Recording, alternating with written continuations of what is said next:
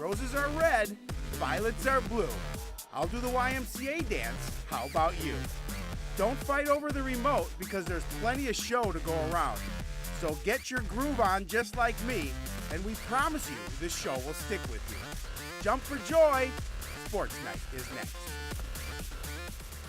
Hello, everyone. Welcome to Sports Night. I'm Joe Young. And I'm Howie Shapiro. Got a good show tonight. You're back. I'm That's back. Good to see. I'm back. The weather could not keep him away for too long. We do have a good show, a full show, but we are getting toward the end. A couple of teams headed into tournament time this week, and another one wrapping up the regular season. Yeah, I can't believe it. That's girls hockey just about ready for playoffs, and just seems like the season started yesterday. Right. Boys hockey team is where we start. They got a big win last week, hosting Southwest Christian Richfield. It's good to bring a little non-conference team in that you can get a little bit of confidence. Nice night for Connor Wise, his first varsity start, his first varsity victory between the pipes. Only had to make 9 saves to get the win. Tyler Fladibo had a pair of goals. Ryan Corey and Cole Nicholas each had a goal and an assist. And Kirby Pieri had a couple of helpers. Cardinals, just their 4th win of the season, but one that they definitely needed. And nice to bring a team in and have that type of success. Well, Coach Mo said, yeah, this is something we definitely needed. We needed to stop our skid. They had, I believe, they had lost nine in a row, and they needed something to get their mojo going. Unfortunately, it wouldn't last too long. Yeah, well, it was a much-needed win, but a much more formidable foe for them on Saturday afternoon when they welcomed division-leading Armstrong Cooper to the CTN Outdoor Rink. The Wings were without some of their top scorers, but they were still coming off a couple of big wins, including an overtime victory against Irondale on Thursday that put them atop the Northwest Suburban West standings. Cardinals would need to start fast and not let up if they were to pull off an upset. They got the start they needed just a minute into the game. Alec Erickson able to poke the puck free, used his speed to get in on a breakaway. He stopped, but Derek Knapp is trailing, puts the rebound into the wide open net. So the Wings took control for the rest of the afternoon. Traffic around the Cardinals net. Danny Protas can't control the bouncing puck. Jonah Jangula jumps on the loose puck and back door, even scored a goal apiece. Teams traded ends midway through the first, but the wind still beneath the Wings. Flying 2-on-1, Wisejohn to Jack Campion. He goes back to the far side, upper corner, and they really open it up in the final minute. Jangula slips a check, goes back door to Bjorn Jensen. The one-timer makes it 3-1 Wings with 55 seconds left. And they weren't quite finished. Jangula gets control in the near corner, snaps it short side, his second of the game. 2 in the last minute of the period gives Armstrong Cooper a 4-1 edge. They had 2 more in the third period and coast to the 6-1 win. Yeah, it looked like Coon Rapids starting out of the gate fairly quickly. Looked like it was going to be a nice afternoon for the Cardinals, but you give credit to the Wings. They really took control and they mounted that score, and those 2 goals in the final minute of the first period really put it away for them. Yeah, it was the difference between going to the locker room down 2-1 and going down to the locker room down 4-1. Neither team scored in the second period. And, if Coon Rapids comes into the third period only down a goal, I think it's anybody's game. But, once they scored those 2 goals, it was kind of a momentum killer and a backbreaker for the Cardinals, and they could just never recover. Cardinals at Champlin Park on Thursday. They host Osseo on Saturday. Champlin, a very tough team, but Osseo, one of those teams in their division that the Cardinals felt they could have played better against first time around. Hope to have a better outing this time. They're looking for that. Well, the girls hockey team will wrap up the regular season schedule this week with 2 games against top 10 ranked teams. Last week did not go the way they had hoped. The Bluebirds entered play undefeated in their previous 5 games and hoping to keep that streak alive. On Thursday, they hosted a Buffalo team that was 7-15 on the year, just 1 win in their last 6 contests. But that didn't mean they would be a pushover. No score until late in the second period. Wrong video. Oh, wrong video. This is Saturday's game against Elk River and didn't go nearly as well. Let's try again. Let's try it again. All right, no score until late in the second period. Bison on the attack. Bouncing puck played towards the slot. Jada Habish able to send it home, gets Buffalo on the board first. We're going to move to the final minute of the opening period. Jordan Keller able to steal the puck behind the net, play it out front for Lizarati. She puts her own rebound home, gets the game tied going into the third. We're going to move to early in the third. Buffalo holds the zone. Puck played to the net. Emma Carlson redirects out front. The Bison take a 2-1 lead. The Bluebirds going to take a timeout with 1:50 remaining. Down a goal, but on the power play, and they make it count. Puck played to Alyssa Sweet at the point. She shoots through traffic, finds the back of the net, tie game with 1:37 remaining. Well, Bluebirds coming up here, going to take a penalty shot just seconds later, but find a way short-handed. Micah Sutherland pokes at a free blue line, gets loose on the breakaway. Keeper mishandles the shot, bounces over her as you saw the shoulder to give Champlain Park Coon Rapids its first lead. That set up a wild and physical finish. Watch the tie-up out front. Notice the cross-check along the end boards that creates the turnover.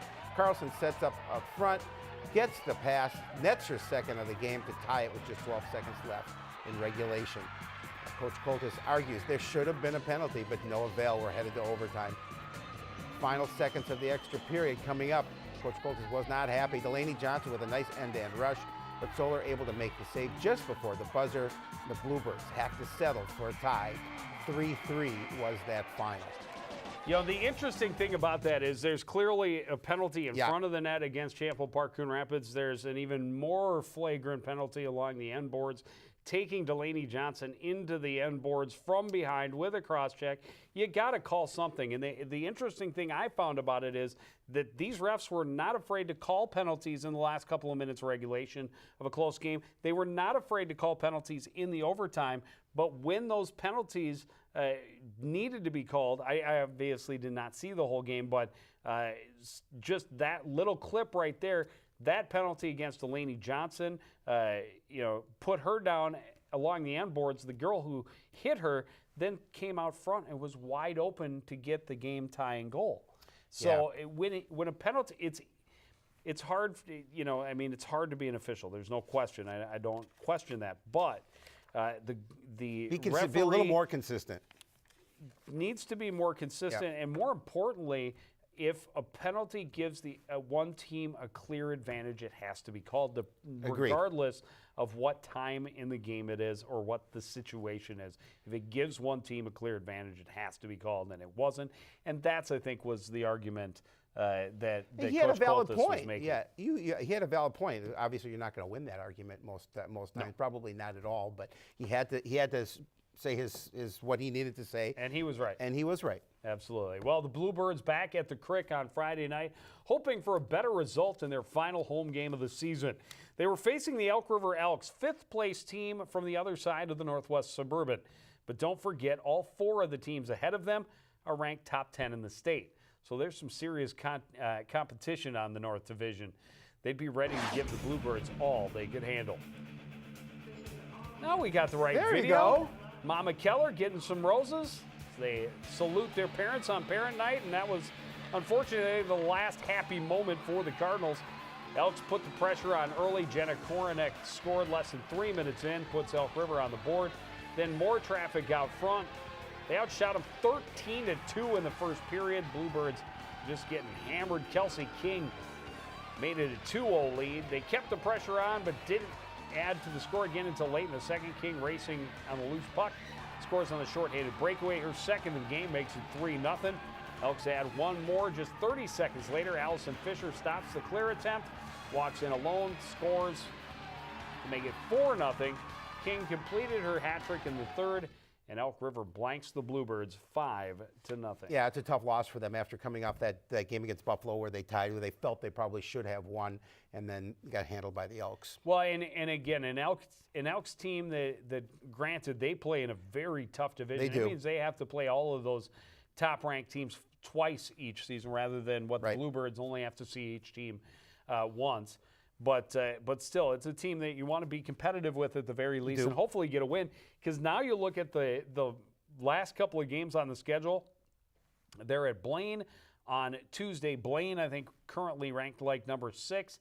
And at Maple Grove on Thursday, Maple Grove currently ranked like number 8. Yeah, I know they're both in the top 10, so the road doesn't get any easier for the Bluebirds, that's for sure. And then they have to bounce back after that, and sections start. Then it's time to get into section play and hope that you can get some momentum going through the playoffs and make some waves. So good luck to the Bluebirds this week, and we will look forward to seeing them in the playoffs. Wrestling team just won meet this past week. They traveled also to take on the Buffalo Bison, and they come away with a win. 37-22 the final in that one. 4 pins coming from Kovalchuk at 106, Madimba at 138, Dalen Jones at 145, and more at 220.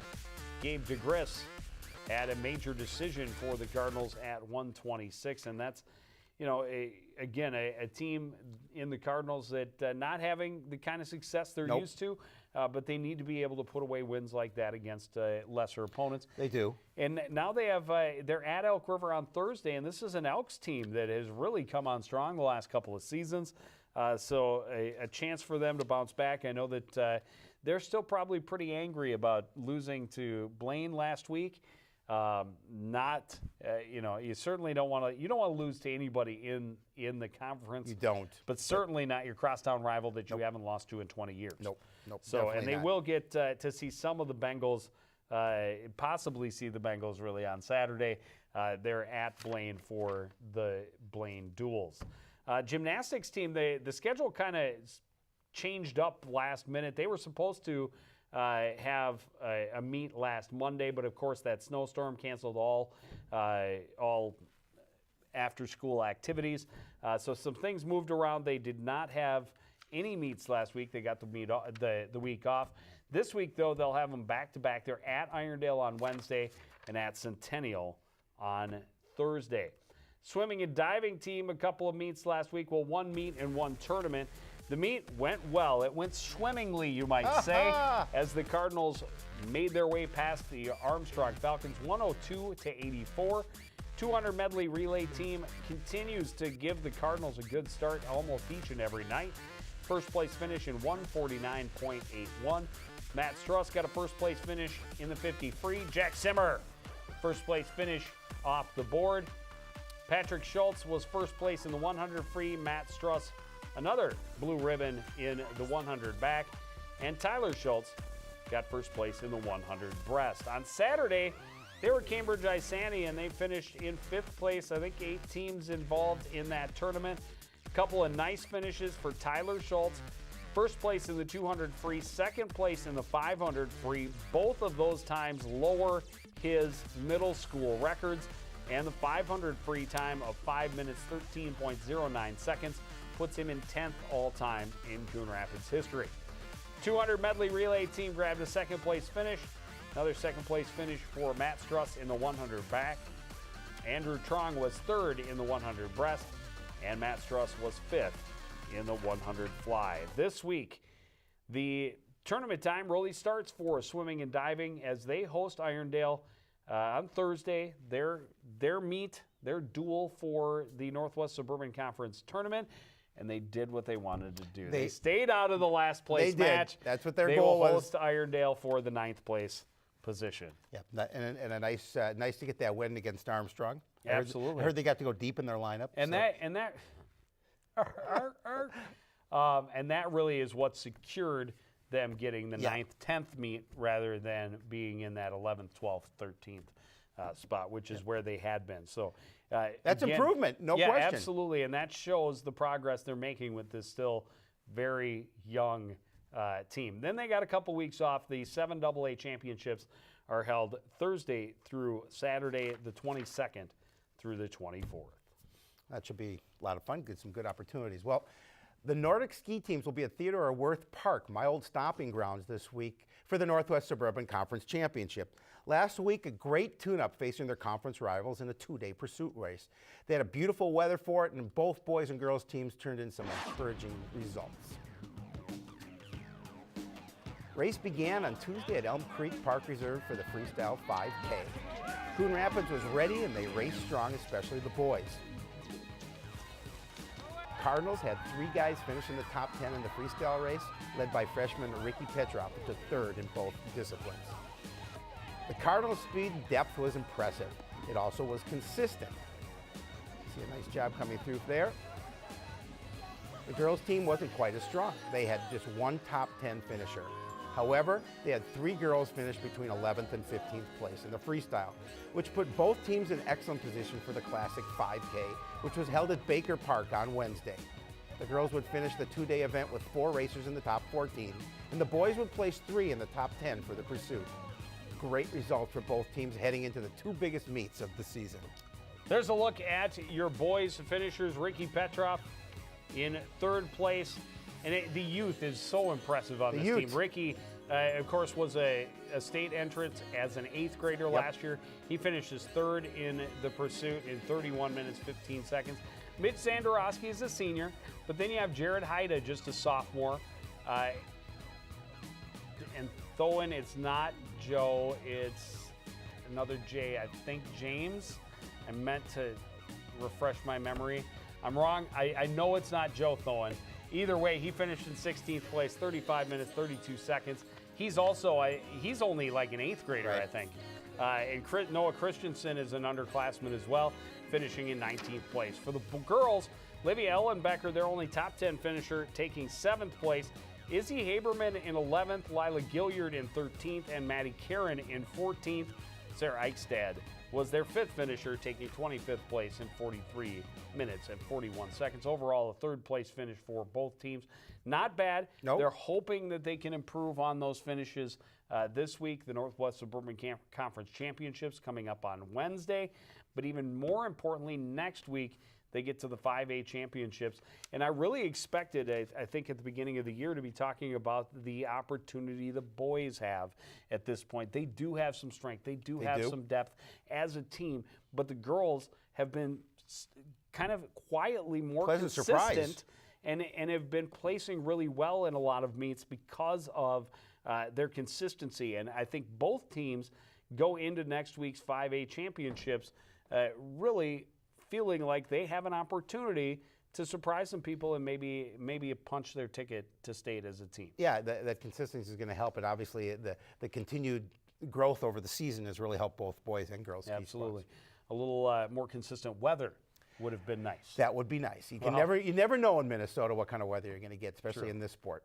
Well, Alpine ski team doesn't have to worry quite as much on Mother Nature, but they wrapped up the regular season last week with race number 5.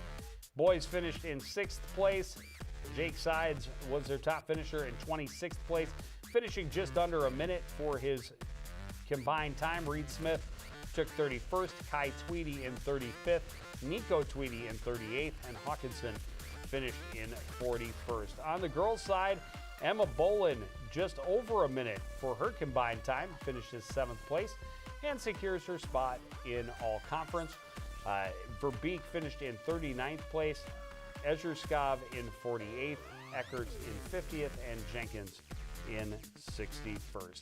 And here's the thing, the way all conference works for Alpine is your combined score for your best 4 races, and it's the top 23 become all conference. Reed Smith was number 22 if you look at all 5 races, but in just the top 4, he finishes like 25. Ouch. So That's tough. just outside the all conference.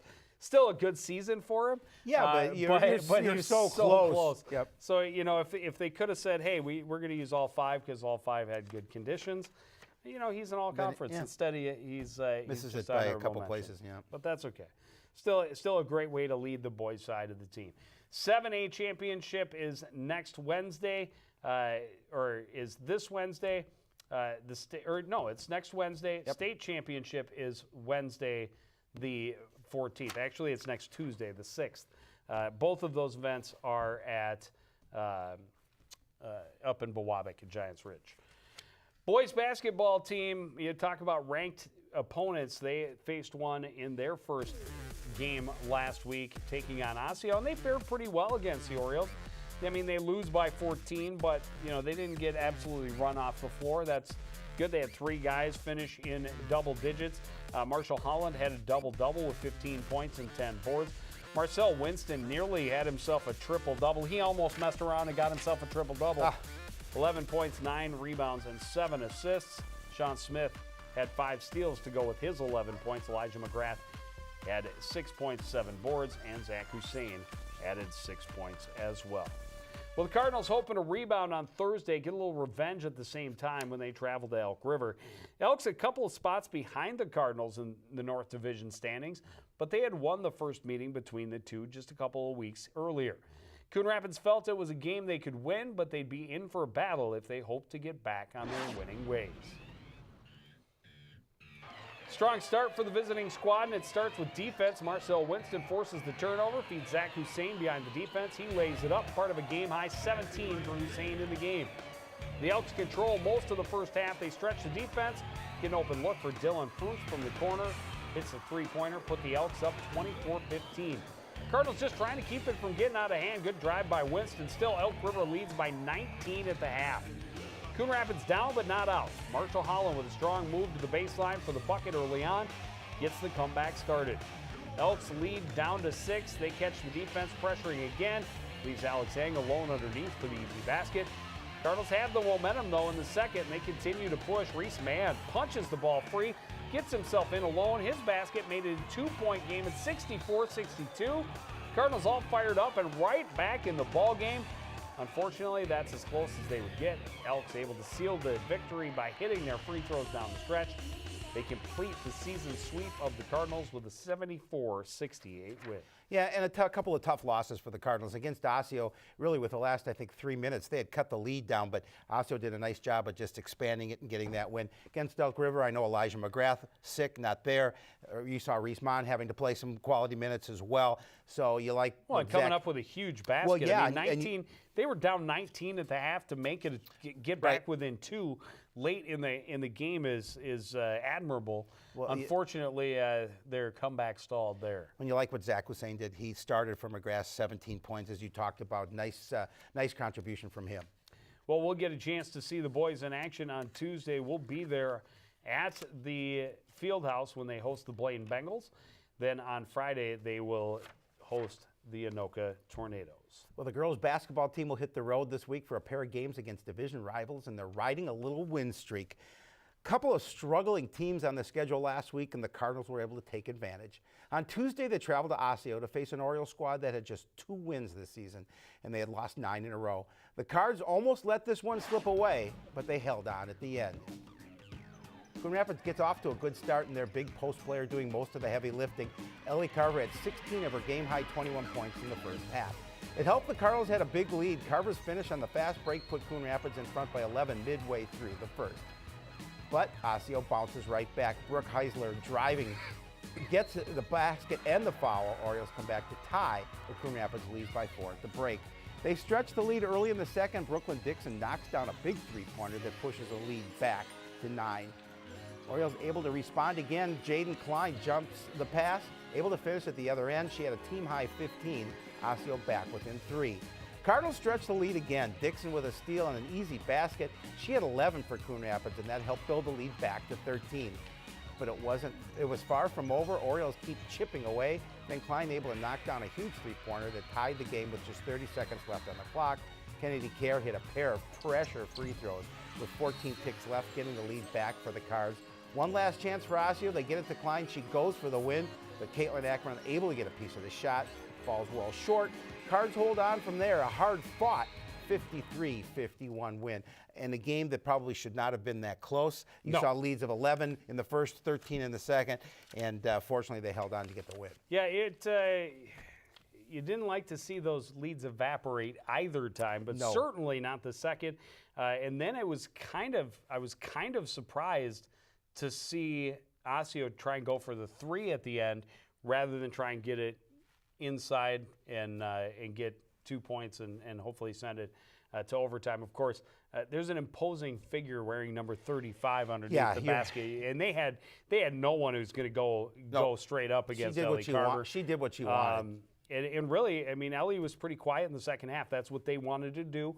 But the other girls stepped up, and that's what you need in that type of game. And fortunately, they got away with the win. But it was one of those wiping the sweat from your brow moments rather than taking a deep breath, rather than sitting back and coasting to the win, which is, I think, what they were expecting by midway through that second half. Nice to see Brooklyn Dixon come off or start. We talked about her in the beginning, getting 11 points on the evening. It was a nice effort from her.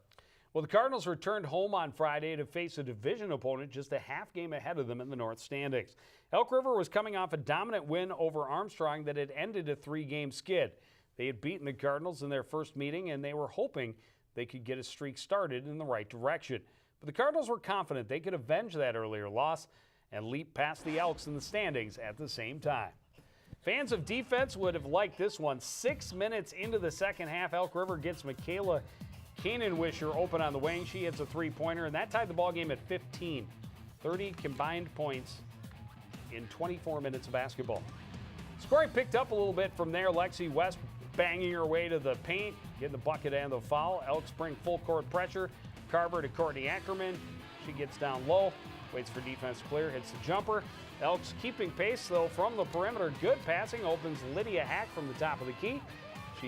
Her 3 ties it at 22 each. Cardinals able to take control the next couple of minutes and score 6 straight, which is a significant considering the low-scoring affair. Carver spins and scores, made it 28-22, but here come the Elks again from the perimeter. Alexa Engebretson dialing long distance, connects to make it 28 all with just seconds left. Cardinals push it down court quickly. Elk River forgot to guard Ellie Carver. She scores with 7 seconds left. That put Coon Rapids back in front. Elk River takes a timeout to strategize their last chance. This is not how they drew it up, by the way. The ball is booted right there, but it does get through to Engebretson. She puts up the 3. It's off the mark. Abby Barshdorf has a chance and nearly ties it on the rebound. Wow. But it is not to be, and the Cardinals hold on for the 30-28 win. Boy, that she was right there for that basket to tie it up. Fortunately, for the Cardinals, she missed it, and they were able to get that win. You're right, a little defensive effort from both clubs. Low-scoring affair, 30-28. Low scoring is an understatement. Yeah. 1.6 points per minute of basketball in that one. That's combined. 1.6 points per minute of basketball. Yeah, Joe figured that out right before the show. Good math. Carry the 3 divided by 8. That's right. 58 points and the cosine in 36 minutes of basketball. Whew. Well, Cardinals hoping that they can get the offense going a little bit stronger this week. They've got a couple of tougher games on the docket. They're at Blaine on Tuesday, at Anoka on Friday. No home cooking to help them, and nope. They can't have those up and down spurts. They can't have against those two clubs. They're going to have to be playing at their best for 36 full minutes both nights. They will, and they'll have to try and be a little more offensive as well. We'll try and bring our A game when we go to the Fieldhouse on Tuesday. We'll be there for the boys basketball team hosting the Blaine Bengals. And then next Monday, we're actually postponing Sportsnight so that we can bring you girls basketball live from the barn as the Cardinals host the Pirates from Park Center. And then on Friday the 9th, wrestling, Cardinals against the Anoka Tornadoes. And normally that's one we really, really look forward to. I don't know that it's going to have as much drama as we would like this time around. Yeah, Anoka's the awfully Tornadoes good. Pretty good this year. Still ranked number 2. Yep. So it should be interesting. But that's going to do it for this edition of Sports Night. I want to thank everybody out there for joining us. Continue to support everything we do here at CTN. For the entire crew, including Howie Shapiro, I'm Joe Young saying good night.